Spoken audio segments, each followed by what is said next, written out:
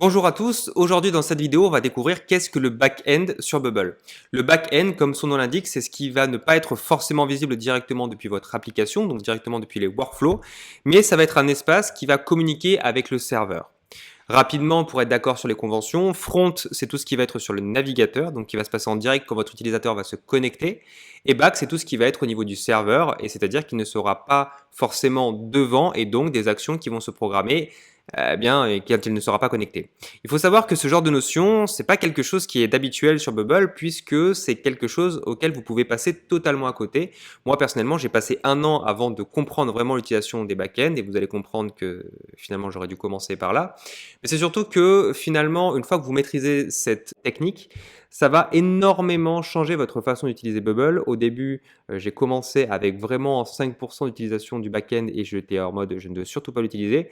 Et maintenant, ça représente au minimum 30% de mon usage de Bubble, tant je peux faire de choses puissantes avec et ça va vous changer la vie. Donc j'espère que cette vidéo vous expliquera un petit peu plus clairement comment utiliser ça dans votre business, dans votre application et surtout à quel moment vous allez pouvoir l'utiliser ou non. Alors, première chose très importante à comprendre, c'est qu'entre le front et le front, c'est tout ce qui va se passer au niveau du navigateur, c'est-à-dire quand votre utilisateur est en direct sur la page. Tout ce qui va être workflow, tout ce qui va être trigger, donc les actions et les événements, vont se déclencher à partir d'actions de l'utilisateur. Même le chargement d'une page, c'est une action qui est faite en direct. Mais si vous avez besoin de faire quelque chose qui soit sans l'utilisation de l'utilisateur, ça peut être par exemple sur un changement dans la base de données ou sur le passage d'un paiement d'un statut à oui, c'est payé, à non, ce n'est pas payé, je vous donnerai un exemple très très clair après, eh bien vous allez vous apercevoir que le front va très vite porter ses limites. A contrario, le back, c'est ce qui n'est pas directement visuel, ce qui n'est pas en face, c'est-à-dire niveau serveur de Bubble. C'est-à-dire que les données forcément ne sont pas les mêmes puisque le current user en l'occurrence n'existe pas. C'est-à-dire que là, bien, vous allez devoir envoyer de la donnée spécifique, un peu comme vous feriez avec un display data. C'est le front qui va devoir envoyer une donnée très très spécifique au back qu'il pourra faire potentiellement dans le futur. Parce qu'il faut savoir, c'est que le back, vu qu'il est un peu plus éloigné que le front, puisqu'on va taper sur des serveurs qui sont à longue distance, eh bien les actions très souvent ne sont pas immédiates. Et c'est ça qui est intéressant parce que vous allez vous apercevoir que la plupart des actions sur Bubble, eh bien finalement il y a certaines choses qui n'ont pas besoin d'être faites immédiatement. Alors pour vous expliquer de manière un peu plus concrète la différence entre le back et le front, on va prendre un exemple tout bête, c'est le restaurant. Alors, si vous allez au restaurant, vous allez vous apercevoir qu'il y a des actions qui se font avec le serveur, devant le serveur, et des actions dont vous n'avez pas conscience, mais qui vont quand même participer au fonctionnement du restaurant. Commander un plat, c'est du côté du serveur, donc du front-end, ce que vous voyez devant. Cuisiner le plat, c'est dans la cuisine, vous ne le voyez pas. Payer l'addition, c'est du côté du serveur. Et de l'autre côté, tout ce qui va être gérer la réservation des tables et faire la vaisselle, eh bien, c'est du côté de la cuisine, sachant que effectivement, quand il y a faire la vaisselle, ce n'est pas une action où vous avez besoin d'être devant. Eh bien, ça, c'est typiquement l'exemple de la répartition entre le front-end et le back-end. Pour vous aider un peu plus, je vous donne aussi l'exemple de la machine à café. On est très inventif au niveau des métaphores. La sélection de la boisson et l'affichage du montant, c'est directement sur la machine, c'est ce que vous voyez. Le back-end, par contre, ça va être que vérifier que la pièce insérée, c'est le bon montant et calculer la monnaie à rendre. Donc ça, c'est un calcul qui se fait du coup du côté de la machine. Et enfin, quand l'indication de la boisson est prête, c'est du côté du front-end. Eh bien ça, c'est quelque chose qui est typiquement dans l'usage du back-end. En parlant d'usage, je vais vous donner un exemple tout bête. C'est quelque chose qui est hyper important.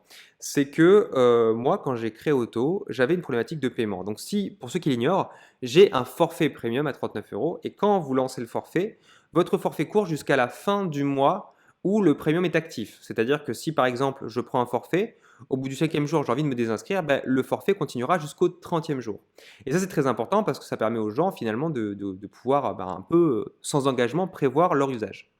Ça, en front-end, c'est impossible. La seule condition que je pourrais faire, c'est quand l'utilisateur se connecte, quand il se page load, donc page is load, vérifier que l'utilisateur est dans la bonne tranche de temps. Et donc, ça veut dire que dans la tranche de temps, il faut que je mette à jour le début du mois par rapport à la fin du mois, que je calcule que je suis bien dans cette période de temps au niveau du current date and time. Donc là, je parle déjà technique. Et bref, c'est extrêmement complexe à faire ça puisque je me base sur le principe que l'utilisateur doit être connecté sur mon site pour que ça change. Et ça veut dire que j'aurai plein de premiums qui vont être en oui sur ma base de données parce que les utilisateurs ne se seront pas reconnectés dans le mois en cours. Par contre, dès qu'ils vont se reconnecter, ça passera en non. Donc, au niveau des analytics, c'est pas bon. Au niveau même de la sécurité, c'est pas bon du tout s'il y a un workflow qui saute. Bref, C'est pas le meilleur usage. Alors qu'avec le back-end, je peux automatiquement vérifier à une date précise, c'est-à-dire la date de la désinscription, si l'utilisateur il est à quel moment de son usage, et à ce moment-là, je vais pouvoir calculer le temps qui reste entre cet usage et la fin du mois, et dire à ce moment-là, le forfait s'arrêtera à telle date. Et ça, c'est extrêmement pratique. Sinon, je n'aurais eu aucune capacité à faire un système d'abonnement qui se finisse à la date d'échéance du mois en cours. Deuxième usage, programmer des actions dans le futur. Un petit peu relié au premier exemple, mais si j'avais envie, à ce moment-là, de la fin du mois et que la personne se désinscrive, de faire une relance, d'envoyer un email de relance. Je serai obligé d'envoyer un email qui finalement aura lieu au moment où la personne va se désinscrire réellement. Pas au moment où elle va lancer la désinscription, mais au moment de la fin du mois. Et bien ça, sans back-end, ça va être impossible de programmer un email dans le futur. Je serai obligé de prévoir une date supérieure, et au niveau de cette date supérieure, c'est uniquement quand l'utilisateur est connecté, donc pour activer le trigger, que ça pourra envoyer un email, ce qui est impossible. Ça, seul le workflow back-end me permet de le faire, et donc d'envoyer un email dans le futur, grâce à la capacité de prévoir des actions qui vont se passer au niveau des logs. Je vais vous montrer un petit peu ce qu'il en est sur la partie Bubble, et justement pouvoir permettre de lancer cet email. Pareil pour tout ce qui va être des actions sur une liste. Alors pour ceux qui ont déjà galéré avec une migration ou des modifications en masse sur votre base de données, moi j'appelle ça faire des moulinettes, eh bien vous allez vous apercevoir que du moment que vous avez envie de faire une modification sur une liste entière d'utilisateurs ou de ce que vous voulez, eh bien vous allez être très très vite bloqué parce que vous allez devoir faire les actions une par une. Eh bien grâce au back-end workflow, vous allez pouvoir schedule, donc programmer des actions qui vont avoir lieu sur une liste entière. Du moment qu'un des éléments sera paramétré, il va se modifier sur le premier élément et continuer toute la suite sur l'intégralité des éléments de cette liste. Et ça, c'est extrêmement pratique.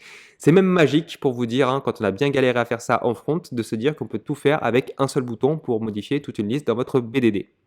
Enfin, c'est quelque chose qui est très très important, c'est au niveau de l'usage, de la performance et de la sécurité. Eh bien, il faut savoir que le fait de passer les workflows en back-end, ça va alléger énormément les actions de votre utilisateur et donc les actions qui vont ralentir la page. Si vous avez des actions du type inscrire un utilisateur, modifier sa base de données, faire des actions complexes en direct, eh bien il faut savoir que du moment que vous les mettez dans la page, ça va charger l'intégralité des workflows qui vont se déclencher au moment de l'action. Sauf que vous êtes d'accord qu'il y a certaines actions qui n'ont pas besoin d'être faites en direct. Le fait de changer des informations d'un utilisateur sur lesquelles il ne se serait pas très utile, eh bien ça n'a pas trop de sens puisque finalement l'utilisateur, à part voir un changement avec un mot OK, il s'en fout que tout son forfait change ou que vous ayez des informations qui se mettent à jour. Mais vous, de votre côté, c'est important. Donc, vous pouvez les programmer dans votre back-end pour que les actions se passent dans les X minutes après l'usage de l'utilisateur. Comme ça, pour lui, c'est une action quasi immédiate. Et enfin, sur le même usage, sécuriser l'application, puisque tout ce qui est passé sur le serveur n'est pas accessible par le navigateur. Et oui, pour ceux qui ne le savent pas, il y a beaucoup d'informations qui transitent par le navigateur directement. Donc, si vous êtes un peu développeur, vous savez voir ces données via l'inspecteur.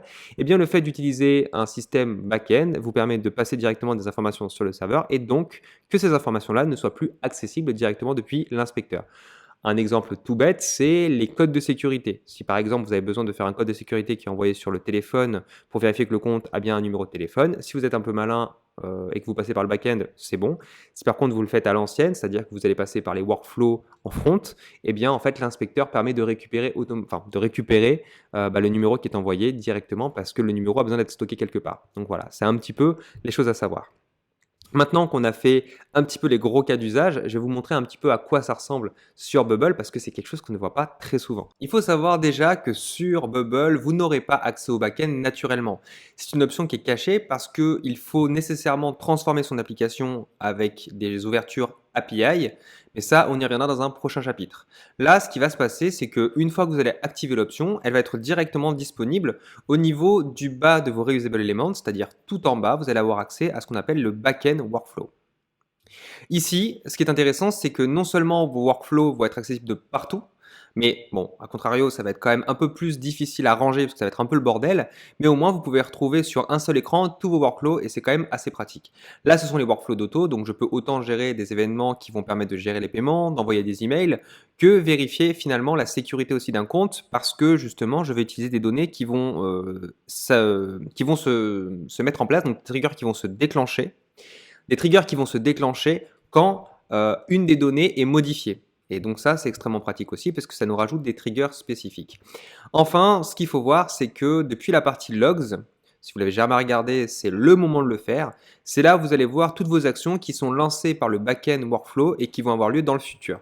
Là, par exemple, on voit que les emails, il y en a un qui va partir le 4 septembre, le 8 septembre et le 18 septembre, qui sont en lien avec les événements que j'ai mis depuis mon back-end et donc qui vont se déclencher et être programmés dans le futur. Voilà, c'est quelque chose qui est très très intéressant et qu'on n'a pas forcément en tête. Et j'espère que ce type de vidéo et de présentation vous donnera envie d'aller plus loin.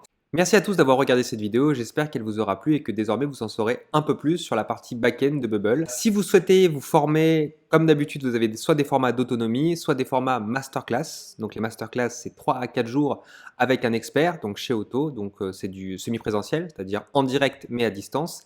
Et le but, c'est de pousser une thématique très précise et très pointue pour en apprendre un maximum et pouvoir l'appliquer à travers la pratique sur votre application. Donc là, pour le coup, on fait des masterclass sur back-end, comme je viens de vous présenter, sur les API, sur les parties mobiles, sur la sécurité et l'optimisation. Donc n'hésitez pas à regarder depuis la partie masterclass sur l'application Auto.